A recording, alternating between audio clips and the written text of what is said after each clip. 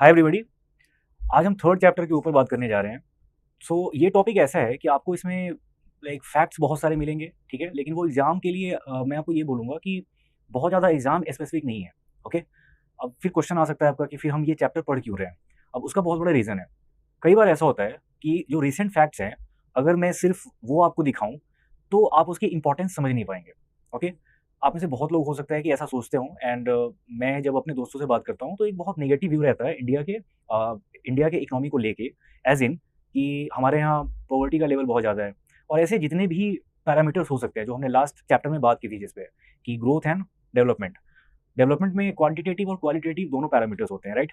तो अगर हम सिर्फ़ क्वांटिटेटिव को देखें, सिर्फ़ इकोनॉमी ऐज़ इन ये कि जो एक्सपोर्ट होता है या फिर जीडीपी की बात करें हम, तो सिर्फ़ हम इसको देखें, तो फिर भी चीज़ें बहुत हद तक पॉज़िटिव दिखाई देती हैं। लेकिन जो बाकी के हैं पैरामीटर्स, जैसे हेल्थ हो गया, एजुकेशन है, अगर आप इसको देखेंगे, तो ऐसा लग सकता है कि इंडिया अभी बहुत पीछे है और हमें बहुत ज़्यादा काम करना है, जो बात बिल्कुल सही है, ठीक है?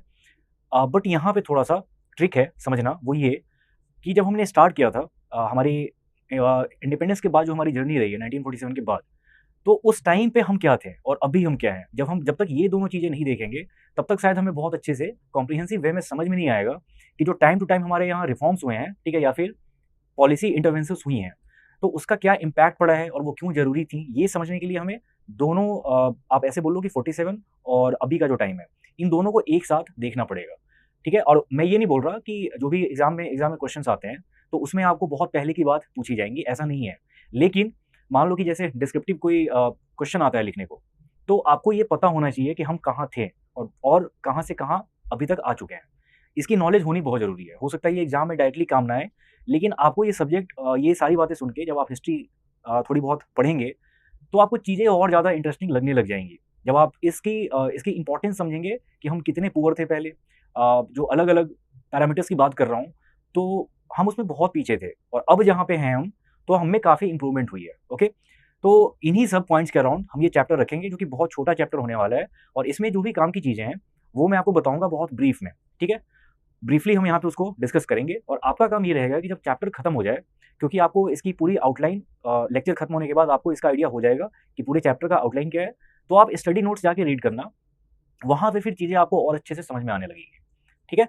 और इसके बाद क्या होगा कि आपका एक व्यू पॉइंट, परसेप्शन बिल्ड होगा इकोनॉमी को लेके, राइट? जो कि बहुत ज़रूरी है क्योंकि अब इसके बाद अगर आप फिर फर्दर न्यूज़पेपर में कोई आर्टिकल देखते हैं इससे रिलेटेड, तो वो आपको अच्छे से समझ में आ पाएगा, आप उसका कॉन्टेक्स्ट समझ पाएँगे कि हम यहाँ पे पहले ये देखेंगे ना कि जितने ब्रॉड ऐसे इवेंट्स हुए हैं 1947 के बाद से लेके 1991 के रिफॉर्म्स तक हम लाके इस चैप्टर में वहाँ पे आके स्टॉप कर देंगे। उसका रीज़न क्या है कि इकोनॉमिक रिफॉर्म्स के नाम से अलग से चैप्टर है हमारे यहाँ, ठीक है?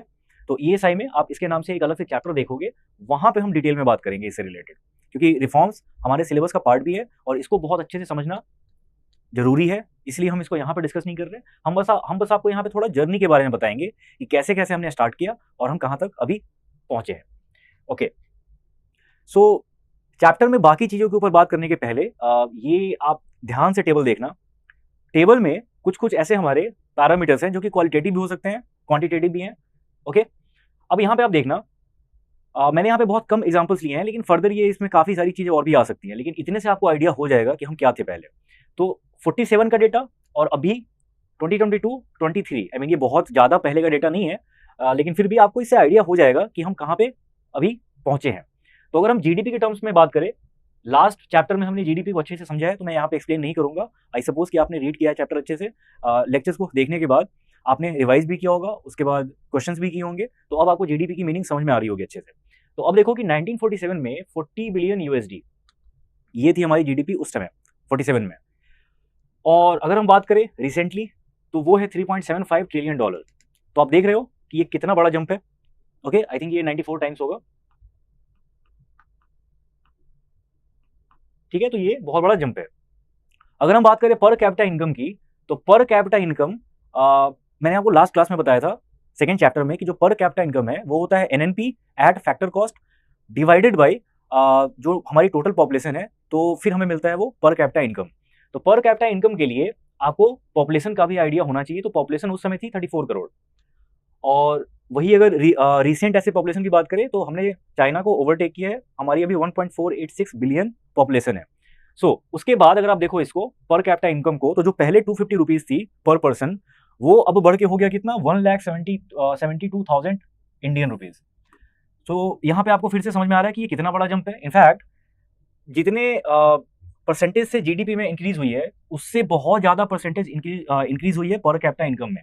और ये फिगर अपने आप में बहुत कमेंडेबल है। उसका रीजन ये है कि हमारी पॉपुलेशन भी बहुत ज़्यादा बढ़ी है, राइट।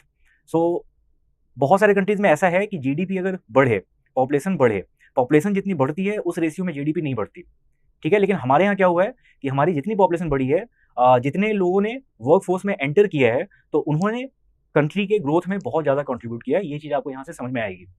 ओके, अगर हम बात करें यूएसडी इंडिया, मतलब यूनाइटेड स्टेट्स डॉलर और इंडियन रुपी, इसके कन्वर्जन रेट को, जो कि आपके फॉरेक्स का पार्ट हो जाता है,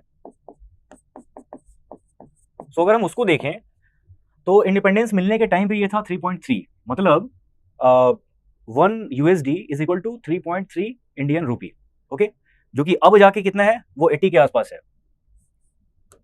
लेकिन ऐसा नहीं है कि इसमें आप ये देख लो कि ये पूरी की पूरी नेगेटिव वे में यहाँ पे नहीं दिखाई गई है। उसका रीजन क्या था पहले, कि डॉलर के मुकाबले हम क्यों बहुत स्ट्रांग थे। वो इसलिए कि जब हम आज़ाद हुए तो हमारी इकोनॉमी ब्रिटेन से लिंक्ड थी। मतलब कि यहाँ पे जो भी आउटपुट हो रहा है वो एक्चुअली ब्रिटेन के कॉन्टेक्स्ट में लिया जाता था कि वो यूके की आउटपुट है। तो यूके की पाउंड और इंडियन रुपी ये दोनों ऑलमोस्ट सेम थे या थोड़ा सा डिफरेंस था। तो इसके लिए आपको ये जो फिगर दिख रहा है, ये इंडियन रुपी की एक्चुअली में वैल्यू नहीं थी, ठीक है। इसमें पाउंड का कॉन्ट्रीब्यूशन बहुत ज्यादा हुआ।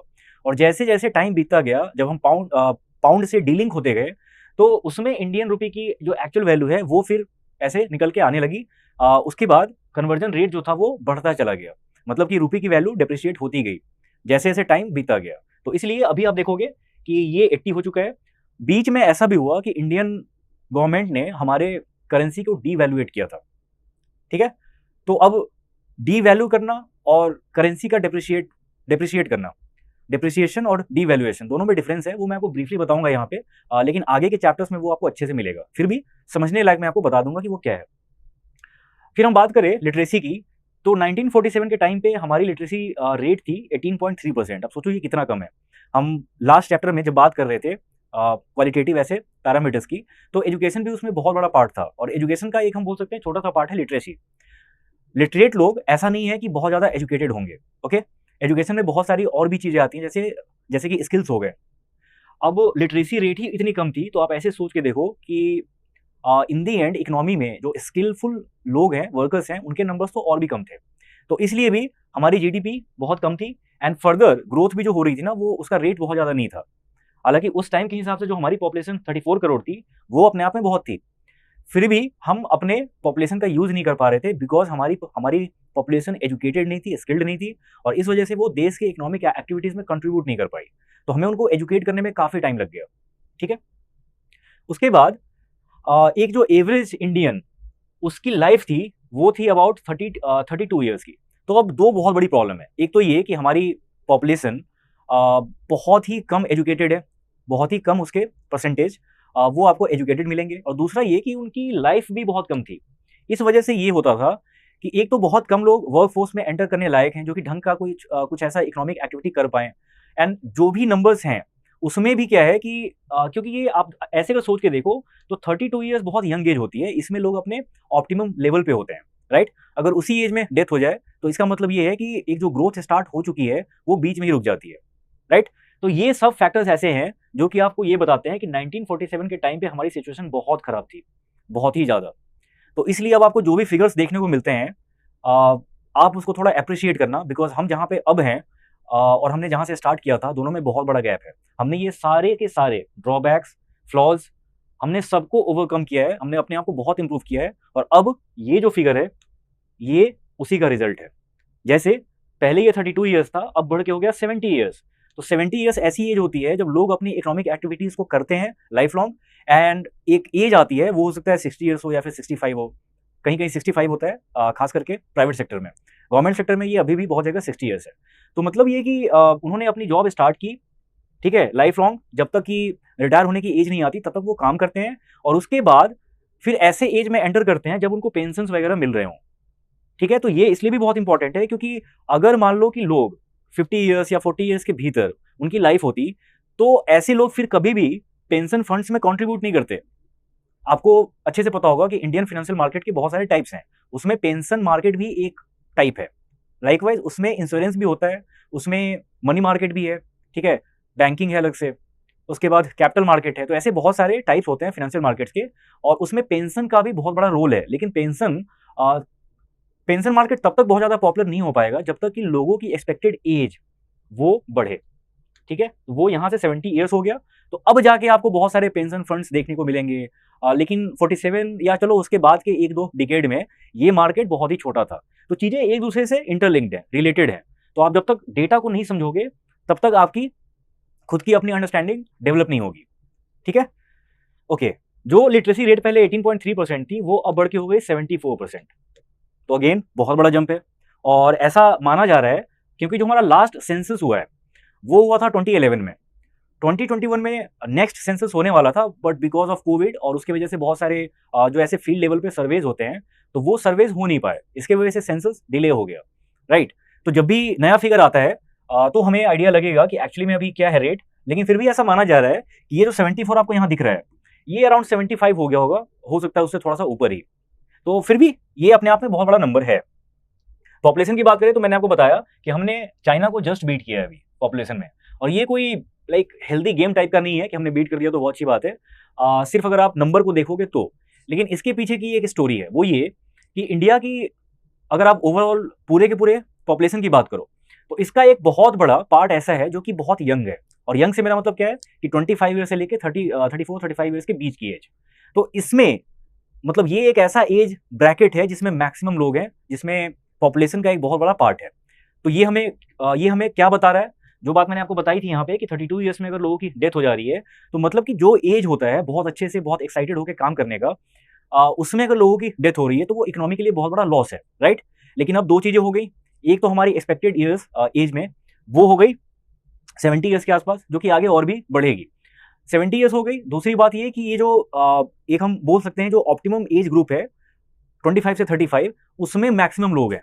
तो मतलब ये है कि जो टोटल वर्कफोर्स है इंडिया का, उसमें ज्यादातर लोग ऐसे हैं जो कि 25 से 35 ईयर्स के बीच के हैं, और उनके काम करने का तरीका बाकी एज ग्रुप के लोगों से बहुत अलग होता है। मतलब कि ये जो लोग हैं ना, ये किसी भी कंपनी में या फिर किसी भी सेक्टर में ये सबसे ज्यादा आउटपुट क्रिएट करते हैं, राइट।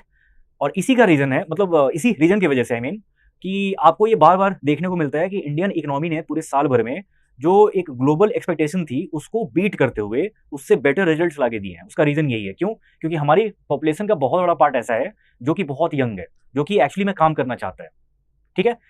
सो आपको डेटा बहुत कुछ बता रहा है, मैंने सिर्फ यहाँ पे फैक्ट्स रखे थे कुछ कुछ, और इसके थ्रू मैंने कुछ चीजें आपको लिंक करके बताने की कोशिश की। आई होप कि समझ में आ रहा होगा आपको क्यों इंपॉर्टेंट है ये समझना। इसके बिना आप जो ब्रॉड हमारे वो है ना टर्म्स, उसको आप लिंक नहीं कर पाओगे। तो यहाँ पे थोड़ा एफर्ट डाल के आप खुद से भी देखना। ऐसे इसके अलावा बहुत सारे पैरामीटर्स और भी हो सकते हैं, तो वो आपके ऊपर है कि आप इसमें कितना डिटेल में जा रहे हो। क्योंकि आपके पास टाइम है, अभी ग्रेड बी के एग्जाम में काफी टाइम है, तो आप चाहो तो इस पर थोड़ी स्टडी कर सकते हो एक हिस्टोरिक ऐसे पॉइंट ऑफ व्यू से। लेकिन जो ब्रॉड ऐसे पैरामीटर्स थे वो मैंने आपको बता दिए। अगर आप इसमें देखो लिटरेसी रेट को, तो कुछ और भी चीजें हैं जो यहाँ पर रिफ्लेक्ट नहीं हो रही। ये मैंने एवरेज रेट लिया, राइट। लेकिन अगर आप इसको इस फैक्ट को अगर आप फर्दर ब्रेक डाउन करो इसको टू पार्ट्स में कि मेल का कितना है फीमेल का कितना है, तो हिस्टोरिकली ऐसा होता आया है कि फीमेल की लिटरेसी रेट जो है ना वो मेल से कम होती है, और एवरेज आपको अभी फिलहाल इतना मिल रहा है 74। बट अगर आप मेल की बात करोगे तो मेल की लिटरेसी रेट जो है वो 80+ है और फीमेल की 65 के आसपास है। तो इसलिए आपको एवरेज कुछ यहाँ 74 के आसपास मिल रहा है देखने को। तो ये भी समझना बहुत इंपॉर्टेंट है।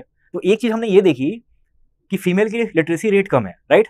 यही चीज उस समय भी थी जब हम इंडिपेंडेंट हुए थे 1947 में, तो उस समय भी यही सिचुएशन थी कि मेल की लिटरेसी रेट ज्यादा होती थी और फीमेल की कम होती थी।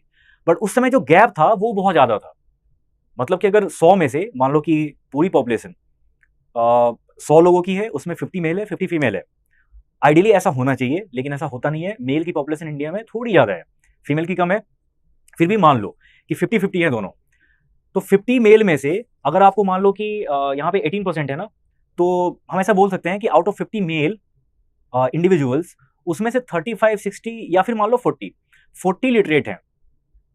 उसी हिसाब से 40 विमेन भी लिटरेट होनी चाहिए, लेकिन ऐसा होता नहीं है। आपको विमेन के टर्म्स में ये नंबर मिलेगा 20 या फिर 25। तो ये जो गैप था पहले ये काफ़ी ज़्यादा था। रिसेंट टाइम्स में क्या हुआ है, ये गैप रिड्यूस हुआ है। अभी भी परसेंटेज के टर्म में फीमेल की लिटरेसी रेट कम है, जो हमारा एवरेज होता है उससे कम है, लेकिन ये गैप नैरो डाउन हुआ है पहले के मुकाबले। तो अभी भी सिचुएशन उतनी फीजिबल नहीं है, नॉट फीजिबल, सिचुएशन उस हिसाब से नहीं है अभी जैसा कि हम चाह रहे हों, जैसा कि आइडियली किसी भी सोसाइटी में होना चाहिए, लेकिन फिर भी हमने इम्प्रूव काफ़ी ज़्यादा किया है, तो ये हमारे लिए एक पॉजिटिव साइन है। ओके।